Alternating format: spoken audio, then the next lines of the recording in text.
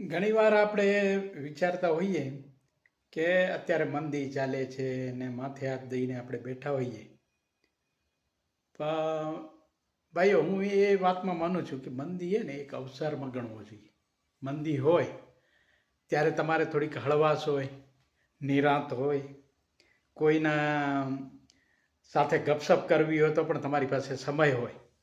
તો આ વખતે તમારે શું કે હું તો કહું, ખોટી ગપસપ કરવા કરતાં તમારે કોઈના સાથે બિઝનેસની વાતો કરો, કોઈના સાથે સારી એવી પોઝિટિવ વાતો કરો, તો એમાં તમારો એ સમય જે છે ને એ પણ કરી શકો. એના સાથે તમે નિરાંતે બેસીને આત્મમંથન કરો કે મારા ધંધાને મેં કઈ લેવલ ઉપર મને લઈ જવો છે, આનામાં મને કઈ કઈ ટેકનોલોજી અપનાવવાની છે, આનામાં મારે હજી શું શું ઇમ્પ્રુવમેન્ટ કરવું જોઈએ. તો આ બધા ઘણા બધા આઈડિયા ને તમારે કે આ નવરાશની પળોમાં આવતા હોય છે.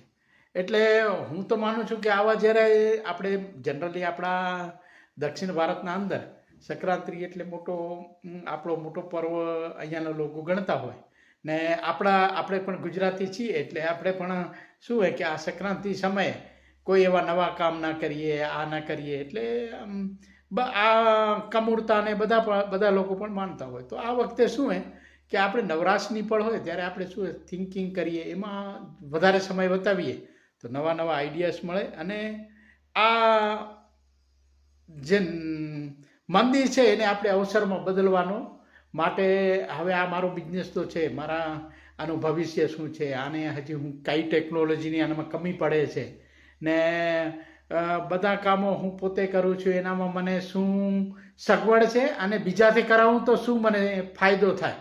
તો આ બાબતમાં આપણે અગર વિચાર કરીએ તો એક ધંધાને એક સારું રિઝલ્ટ મળી શકે. અને આ ખરેખર હું તો કહું કે એટલું જ માનું કે આવા સારા સમયને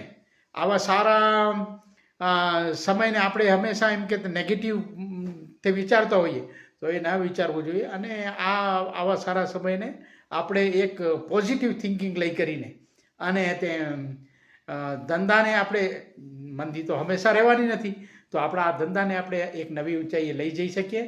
તો બસ આજના વિડીયોમાં આટલું જ. થેન્ક યુ, ધન્યવાદ.